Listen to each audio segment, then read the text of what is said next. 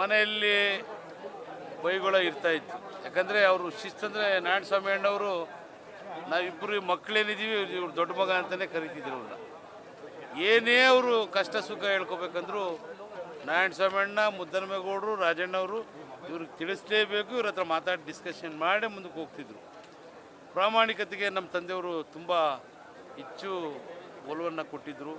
ಬಡವರು ಅಂದರೆ ಹೆಚ್ಚಿಗೆ ಪ್ರೀತಿಸ್ತಿದ್ರು. ಇವತ್ತು ಈ ನೋಡ್ರಿ ಇಲ್ಲಿ ಬಂದಿರೋರು ನೋಡಿ, ಬಡವರು ಅಂದರೆ ಕಡು ಬಡವರು, ಅವ್ರಿಗೆ ಒಂದೊಂದು ಊಟಕ್ಕೂ ಕಷ್ಟ ಆಗೋ ಅಂಥವ್ರು ಹೂವಿನ ಇಟ್ಕೊಂಡು ಬಂದಿದ್ದಾರೆ. ಅಂದರೆ ಅವರ ಆ ಹೃದಯದಲ್ಲಿ ನಮ್ಮ ತಂದೆಯವರು ಸ್ಥಾನವನ್ನು ಪಡ್ಕೊಂಡಿದ್ದಾರೆ.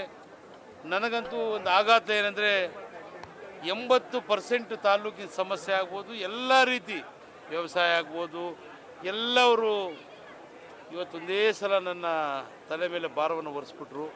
ನಾನು ನಮ್ಮ ತಂದೆಯವರು ಮೊನ್ನೆ ಮುಖ್ಯಮಂತ್ರಿಗಳ ಹತ್ರ ಹೇಳ್ತಾಯಿದ್ರು, ಏನಪ್ಪ ವೆಂಕಟರಮಣಪ್ಪ, ರಾಜಣ್ಣವರು ನಮ್ಮ ತಂದೆಯವರಿಬ್ಬರು ಮತ್ತು ಮೂವರೇ ಇದ್ವಿ, ಏನಯ್ಯ ನೀನು ಆರಾಮಾಗಿ ಮಗನ್ನ ಓಡಾಡಕ್ಕೆ ಬಿಟ್ಟು ನೀನು ಎಲ್ಲ ನಿನ್ನ ತಾಲೂಕೆಲ್ಲ ನಿಭಾಯಿಸ್ತೀಯ, ಏನೋ ಅದೃಷ್ಟ ಮಾಡಿದ್ದಾನಪ್ಪ ನಿನ್ನ ಮಗ, ನನಗೂ 80 ವರ್ಷ, ನಿನಗೂ 80 ವರ್ಷ, ನಾನು ನಿನ್ನ ಥರ ತೋಟದಲ್ಲಿ ಸೆಟ್ಲ್ ಆಗಬೇಕಂತಿದ್ದೀನಿ ಅಂತ ತುಂಬ ಪ್ರೀತಿಯಿಂದ ಮಾತಾಡ್ಕೊಂಡು ರಾಜಣ್ಣವರು ನಮ್ಮ ತಂದೆಯವರು. ಬಟ್ ಈ ಶಕ್ತಿ, ಆ ಜನಗಳನ್ನ ಕಾಪಾಡೋ ಶಕ್ತಿ ನನಗೂ ಕೊಟ್ಟಿದ್ದಾರೆ. ಹೆಚ್ಚಿಗೆ ಜವಾಬ್ದಾರಿ ಜಾಸ್ತಿ ಆಯಿತು. ಹಾಗಾಗಿ ನಮ್ಮ ತಂದೆಯವ್ರ ಮಾರ್ಗದಲ್ಲಿ ನಾನು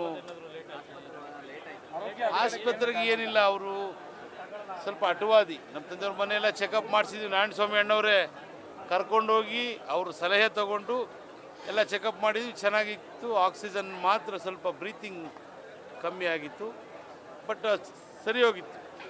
ಅವತ್ತು ರಾತ್ರಿ ಬಂದರು, ಬೆಳಗ್ಗೆನೆ ಬೋರ್ವೆಲ್ಲು ಕೊರ್ಸಕ್ಕಂತೇಳಿ 24 ಗಂಟೆ ಅವರು ಊಟ ತಿಂಡಿ ನಿದ್ದೆನೂ ಇಲ್ಲ, ಕಾರಲ್ಲೇ ಕೂತ್ಕೊಂಡು 24 ಅವರ್ಸು.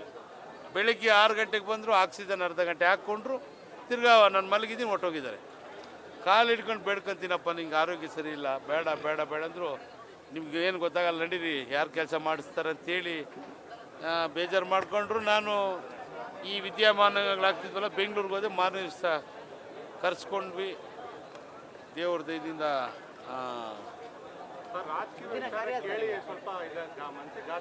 ರಾಜಕೀಯದಿಲ್ವೇ ಇಲ್ಲ, ಅವರು ಹೇಳಲ್ಲ, ಅವ್ರಿಗೆ ಯಾವತ್ತೂ ರಾಜಕೀಯದಿಂದ ಓದೋರಲ್ಲ, ಅಧಿಕಾರದಿಂದ ಓದೋರಲ್ಲ. ಪ್ರಾಮಾಣಿಕತೆ ಏನಂದ್ರೆ ಅವರು ಹೇಳಿ ಟೈಮಿಗೆ ಬಂದಿಲ್ಲ, ಆಸ್ಪತ್ರೆಗೆ ಬಂದಿಲ್ಲ. ಆಕ್ಸಿಜನ್ ಸ್ವಲ್ಪ ಬ್ರೀತಿಂಗ್ ಸಮಸ್ಯೆ ಆಗಿ ಸೆಟ್ಟೆಟ್ ಆಗಿತ್ತು. ಡಾಕ್ಟ್ರು 10 ಗಂಟೆಯಲ್ಲಿ ಕರೆ ಮಾಡಿ ಹೇಳಿದ್ರು, ಬೆಳಿಗ್ಗೆ ಡಿಸ್ಚಾರ್ಜ್ ಮಾಡೋಣ, ಆಕ್ಸಿಜನ್ ಲೆವೆಲ್ ಕರೆಕ್ಟ್ ಇದೆ, ಏನು ಸಮಸ್ಯೆ ಇಲ್ಲ.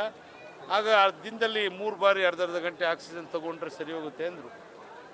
ಬೆಳಗಿನ ಜಾವ 4:45 ಫೋನ್ ಮಾಡಿ ಹಿಂಗೆ ಹಾರ್ಟ್ ಅಟ್ಯಾಕ್ ಆಗಿದೆ ಅಂತ. 6 ಗಂಟೆಗೆ ಅಡ್ಮಿಟ್ ಮಾಡಿದ್ವಿ, ಬೆಳಗಿನ ಜಾವ 5 ಗಂಟೆಗೆ.